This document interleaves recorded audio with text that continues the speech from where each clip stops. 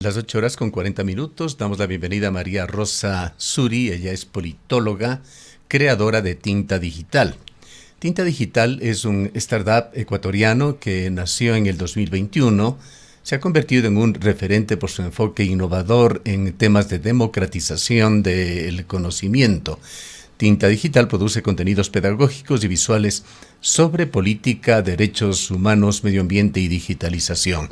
Suri, muy buenos días. Quisiéramos, al tiempo de saludarle, darle la bienvenida, preguntarle a usted sobre los portavoces del gobierno, los mensajes que se reciben oficialmente los días lunes por parte de Carolina Jaramillo, quien no hizo presencia este pasado día lunes, días previos en los que han primado declaraciones de dos personajes polémicos del gobierno que ocupan el Ministerio del Interior y el Ministerio de Gobierno.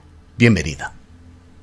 Hola, estimado Gustavo, muchísimas gracias por la invitación y qué honor poder estar aquí en el espacio de Antena.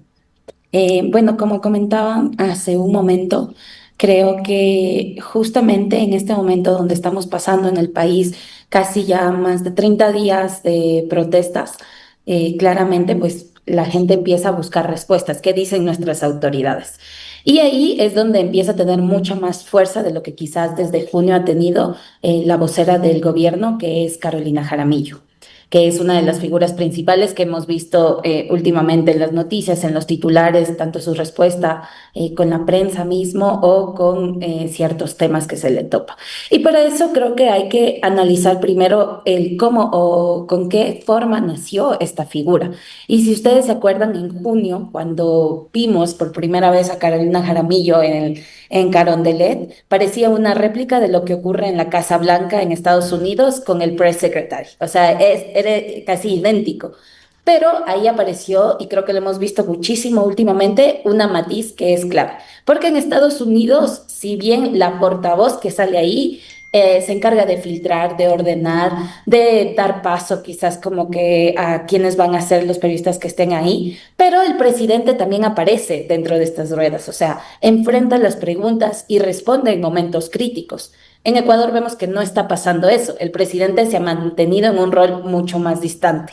Entonces ahí recordamos que la figura de la vocería de Carolina nace para, sí, centralizar el mensaje, ordenar el flujo informativo, es decir, qué titulares, qué temas le interesa al gobierno que los medios posicionen y sobre todo blindar al presidente de la exposición constante. Así el presidente no asume desgaste cotidiano, no pone el rostro ni queda expuesto a la presión, a las críticas y de alguna manera como que a la ansiedad ciudadana que sobre todo toma mucha más fuerza cuando tenemos un país con diferentes situaciones y diferentes crisis. Y es la vocera la única que asume este rol. Entonces, ante la visibilidad, pareció Carolina Jaramillo y encima se suma de que ella tiene un tono de alguna manera enfrentativo. Lo que marcó esto como un estilo particular, porque ella no solo informa, sino que es una defensora activa del gobierno. Y eso tal vez llega a tener todavía muchas más barreras con, de alguna manera, con la ciudadanía, con los periodistas, con los medios de comunicación, porque ella no está siendo como este ente que nos une, que ayuda a resolver respuestas, sino más bien lo contrario. Y a esto se suma otra cosa, o sea, aparte de que ya tenemos en cuenta cuál es el rol de Carolina, por qué nació, cómo se ve, y que tener en cuenta siempre que está blindando al presidente de críticas, aparecen también los ministros, que también tienen la función de alguna manera de responder a ciertas temáticas de las que ellos se encargan, de sus carteras, pero también protegen al presidente, también blindan de algunas críticas. Y por eso vemos también las vocerías de los ministros en estos momentos, el ministro de Gobierno, el ministro de Defensa, que aparecen y dan respuesta, cosa que no hemos visto, por ejemplo, el presidente. Esto puede también ser un problema, si lo podemos a pensar, Gustavo, porque ¿dónde está el presidente en medio de toda esta situación que está pasando? Aparece tal vez como que muy puntualmente y qué tanto nosotros nos damos cuenta de su ausencia o no. Claro, hay usualmente una estrategia de los fusibles que se llaman en cuanto a vocerías, en cuanto a voces oficiales de un gobierno, pero es claro que el actual presidente, con todos los valores que tenga y que pueda tener. No es un presidente locuaz, no tiene un gran dominio del verbo, es muy escueto, muy directo. Bien, lo conocemos y así llegó con su presencia, con su actuación en los debates a ganar y nuevamente la presidencia de la República. Pero en estas situaciones delicadas, cuando el país está en una crisis, los portavoces de la presidencia de la República deben manejar la comunicación de una forma muy estratégica. ¿Cuál es el resultado que se tiene con estas voces? Ministra de Gobierno, ministro del Interior, Carolina Jaramillo, en el resultado promedio. Bueno, si nos ponemos a ver de alguna manera por qué el presidente sigue manteniendo este rol como un poco ausente, como usted mismo lo dice, Gustavo, donde aparece por 1 o 2 minutos, da un discurso de no más de 5 minutos y los videos de alguna manera de TikTok pues son su respuesta. Tenemos que entender que les funciona esa estrategia de poner a las vocerías como los ministros o como Carolina dentro de estos espacios, porque luego salen en respuesta tal vez estas encuestas de aprobación del presidente. Y justamente en estos días apareció la encuesta del CIES, donde habla de que el presidente Daniel Noboa, justamente ahora en octubre, está manteniendo más del 46% de aprobación todavía. Y si ustedes se ponen a recordar, si pensamos en un Guillermo Lasso cuando vivió las protestas en su momento, tenía ya casi más del 80% de desaprobación. Entonces es un montón la diferencia. Entonces quiere decir que sí, que de alguna manera, a pesar de que hay 30 días de protestas, a pesar de que hay una crisis de inseguridad, a pesar de que de alguna manera la gente igual protesta por el tema de la falta de medicinas en los hospitales, el presidente no ha bajado su aprobación, porque él empezó con más del 56%. Entonces, tenemos que relacionar eso y ellos ven esos números. El gobierno ve esos números y dice, sí, nuestra estrategia de comunicación y de blindaje al presidente está funcionando. Y es normal que tal vez los ministros no estén dando. Hace poco veía una investigación que sacaba Ecoavisa, en donde hablaba de que apenas el 52% de los anuncios que hace la vocera se cumplen. O sea, significa que casi la mitad queda en el aire y cuando las promesas no se traducen en hechos, se erosiona la credibilidad de la figura y del gobierno, pero no está pasando eso. Entonces, y a pesar de que medios de verificación igual advierten de que en ocasiones los voceros del gobierno dan datos que existen pero no son verificables, tampoco como que les golpea de alguna manera. Entonces esto revela que es un estilo de comunicación que no prioriza la evidencia, sino el impacto inmediato en titulares. Es decir, que a largo plazo eso puede resultar beneficioso para ellos o tal vez también costoso, porque que tanto la ciudadanía luego va a seguirse manteniendo con la idea de que me dan titulares, sé cosas que pasan, pero nunca veo una respuesta y una solución tal vez a los problemas que me están afectando y al mismo tiempo nunca veo la figura de mi presidente, ¿no? Y tenemos que recordar que los latinoamericanos de alguna forma tenemos siempre esta idea de el caudillo, este líder que viene como que a salvarnos, a solucionar los problemas, y acá no vemos. Pero también puede ser que, y ahí pongo una pregunta, de que tal vez las formas en cómo hoy en día ya estamos viendo a nuestros líderes están cambiando. Y tal vez sí, la tecnología, las redes sociales nos están impulsando a eso. Quizás sí hay que hacer una medición de que si al presidente, a pesar de que no aparece, a pesar de que los voceros tal vez de alguna manera no son precisos en sus datos, y él sigue teniendo una aprobación y un apoyo alto, entonces de alguna forma quizás le está funcionando igual la manera en que la gente está consumiendo hoy en día en redes sociales. Videos rápidos de 2 minutos, de 1 minuto, que funciona. ¿Qué tanto nosotros nos estamos cuestionando, igual como ciudadanos, si eso es suficiente para solucionar los problemas de fondo que tenemos en el país? En cuanto a comunicación directa, a canales que permitan al periodismo ecuatoriano, periodistas que tenemos en Ecuador con todos los tintes y colores, pero en general existe también una prensa bastante sólida en Ecuador, con un pensamiento crítico, con claridad en cuanto a esa misión que tiene el periodismo de sin dejar de lado, sin perder la visión de lo positivo que hace un gobierno, sobre todo controlarlo en beneficio del público, en beneficio de los ecuatorianos. Hemos hablado ya de las colocaciones de agenda de los lunes de Carolina Jaramillo, pero se dan también presencias del presidente de la República en uno y otro sitio en el país en esta situación de crisis. ¿Qué es lo que vivimos hace 2 semanas aquí en la ciudad de Cuenca? Primero, en forma previa, hubo un atentado contra la vida del presidente que se lo publicitó, salió en los principales medios del mundo, un tema que no quedó claro más allá de su colocación en la agenda. Y al día siguiente el presidente de la República con este antecedente vino a Cuenca. Se cerraron las principales manzanas de Cuenca, las principales calles del centro, pues el presidente se había hospedado en uno de los hoteles céntricos en Mansión Alcázar. Prácticamente toda la mañana estuvo cerrado el centro histórico de Cuenca, mientras el presidente se encontraba a 8 kilómetros de la ciudad, en el cuartel Dávalos, en donde había preparado una serie de anuncios. ¿Qué se hizo con los periodistas? Se les colocó en una tarima que estaba a unos 20 o 30 metros del sitio en el cual el presidente de la República iba a dirigir sus palabras, como lo hizo posteriormente.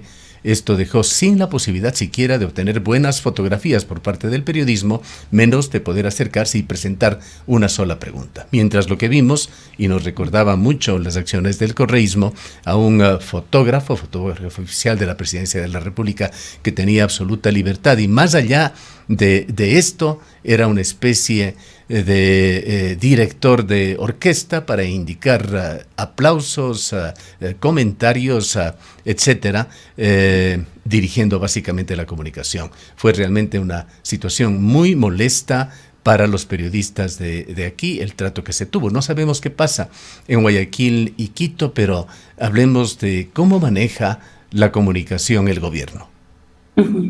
Sí, claro, de alguna manera, con todo lo que comentas, Gustavo, se ve que la prensa como que queda hacia un lado, ¿no? Y ellos buscan también como entre proteger a la figura del presidente y asimismo imponer los mensajes que les interesen, tal vez para que no se vuelva incómodo. Sí hay que tomar en cuenta que la situación que pasó, claro, justo en la provincia de Cañar, que Cañar. ellos denunciaron, elevó muchísimo más los protocolos de seguridad, de alguna forma. Entonces, eso hace que también temas de medios, de periodistas, pues tengan mucho más precaución, pero no quita que también al final llega a ser una estrategia de ellos, ¿Quiere como digo, decirnos usted que siempre. lo que pasó en Cuenca no es lo usual en presencias del presidente de la República en otras partes del país?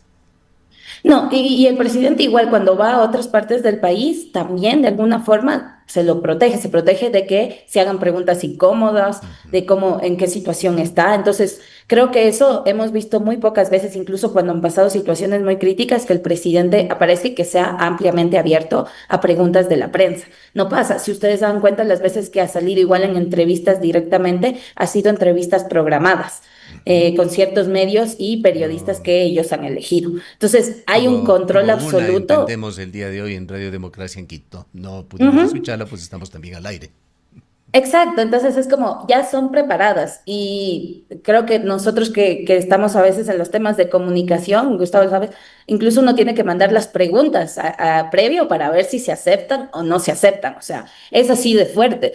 A veces yo veo que critican mucho de que por qué no se le hacen muchas más preguntas al presidente, porque no te permiten, si no, no te aceptan la entrevista y no puedes hablar con él. Entonces, hay un blindaje muy fuerte a la figura del presidente y quizás sí viene con esto del enfoque que ellos manejan de que igual les funciona. O sea, como decimos, ¿de qué tanto le afectó a ellos que tal vez en Cuenca ustedes no puedan realizar su trabajo o que en otras provincias igual el presidente, más allá del discurso que da en medio de, el evento que hace, da paso a preguntas? No pasa. Y no pasa y no se ve reflejado como algo importante porque ya posicionaron un titular antes. El presidente llegó, el presidente dio este discurso, cuáles son los mensajes más importantes. Ellos manejan la narrativa, no la prensa, no los medios. No podemos nosotros hacer una pregunta incómoda en ese momento porque no la van a responder, pero ya te dieron la información que necesitabas. Si el día de mañana, cuando empezó las protestas y el presidente mencionó en uno de sus discursos en Imbabura de que si ellos quieren sacarnos del país, nosotros vamos, si ellos no nos quieren dejar entrar, nosotros vamos a sacarlos del país, decía algo así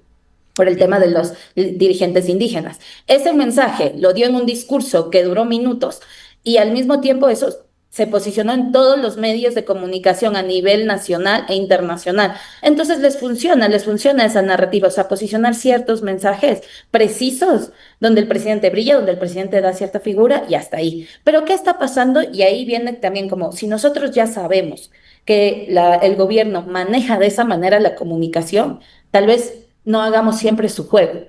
Por ejemplo, ¿qué ha hecho el presidente en los últimos 30 días de lo que viene siendo las protestas? Tenemos entendido que en su agenda pública, de acuerdo a una investigación que sacó Primicias, 15 días se sabe que ha hecho como recorridos en diferentes provincias del país, sobre todo sur-centro, pero al mismo tiempo hay 15 días donde no hay una agenda pública del presidente. ¿Qué ha hecho el presidente esos últimos 15 días? Nadie da respuesta, no hay foco sobre eso, no se lo pregunta, no salen titulares alrededor de eso. Entonces, ¿y qué sí salen los titulares? El enfrentamiento, lo que dice Carolina Jaramillo, lo que dice de alguna manera los ministros. Y mientras tanto, el presidente sigue a un lado. Entonces, tal vez nosotros también, desde la comunicación, hay que entenderles ya cómo manejan sus estrategias y en ese momento no siempre hacerles el juego, sino regresar a ver a los otros focos que ellos están de alguna manera evadiendo. Y lo mismo con diferentes temas, podemos hablar de lo que del SRI, o sea, cuántas cosas también de alguna forma el gobierno no ha respondido y no pasa nada. Pero también nosotros desde la comunicación, desde las redes sociales, los ciudadanos mismos, no tomamos en cuenta esos temas y los dejamos de lado. Bien, para finalizar, María Rosa, cuéntenos cómo les va en Tinta Digital. Los medios digitales, nativos digitales, también como se les califica, han ido ocupando y siguen creciendo, ocupando paulatinamente espacios cada vez más grandes en este contacto con la opinión pública. Sí, bueno, yo soy fan de la radio, así que creo que igual Bueno, justamente en Cuenca, lo que se ventajosamente, cortó la luz. todavía, de acuerdo a una estadística, el 48% de los cuencanos se informan con la radio, pero los Claro. medios digitales están muy cerca, en el Sí. orden de un 34%. Sí, sí, y también como que a nivel internacional se conoce que las personas, sobre todo en la región de Latinoamérica, el 90% consume noticias y se informa a través de las redes sociales, Ujú. según Reuters. Entonces, tienen muchísima fuerza y creo que ahí hay un trabajo un poco complicado, porque si bien los medios de comunicación digitales hemos aparecido para darle más herramientas a las personas a que se informen dentro de donde consumen la información, asimismo, también se ha hecho plataformas mucho más rápido para desinformar. Y eso también le juega un rol a los gobiernos. Entonces, ¿cuál es el rol ahorita de los medios digitales independientes? Saber no cuidar lo que se dice, saber cómo se informa, la inmediatez no siempre como que ayuda, sino que cuidar, seguir haciendo este rol que el periodismo lo ha hecho en todo Sí, momento, o las sea, normas tema de ser. éticas del viejo y tradicional periodismo tienen que seguirse. Sí, exacto. O sea, el tema ético, verificable, o sea, todas esas cosas se mantienen, solo que ahora se cambia a formatos de que de alguna manera la gente está consumiendo y que son más digeribles. Pero hay veces en donde yo digo, por más que hagas un video de 1 minuto, tiene que ser un video en donde cuidas muchísimo la información que das, ¿no? No que sirva para que la gente más bien se desinforme. Entonces, sí está funcionando y creo que sobre todo acá en Quito, por ejemplo, hay el medio BN Periodismo que ellos han estado cubriendo constantemente las protestas, entonces va minuto a minuto, entonces la gente se informa mucho por ahí. Pero como digo, también nosotros tenemos que tener cuidado en saber informarnos no solo con un solo medio digital que nos gusta lo que dice, sino con muchos, incluso lo que no nos gusta que dicen, que sean obviamente éticos y verificables, que hagan un trabajo periodístico, pero que también nos hagan cuestionarnos, porque así nos hacen romper la burbuja informativa que la gente y que los algoritmos de las redes sociales están hechos para eso, para hacernos creer que tenemos la razón siempre y para darnos gusto en todo. Entonces, ese es el reto también ciudadano y obviamente nosotros también desde espacios como Tinta Digital intentamos hacer eso. O sea, de que hay días en donde nos dicen están a favor del gobierno, están en contra, pero pues es parte de nuestra tarea, creo que periodística, Así igual es. seguir No manejando son eso. sino gajes del oficio. Muchas gracias por haber estado con nosotros. Muchísimas gracias a ustedes, Gustavo, un honor. Declaraciones de María Rosa Suri, politóloga, creadora de Tinta Digital. Son las 9 de la mañana.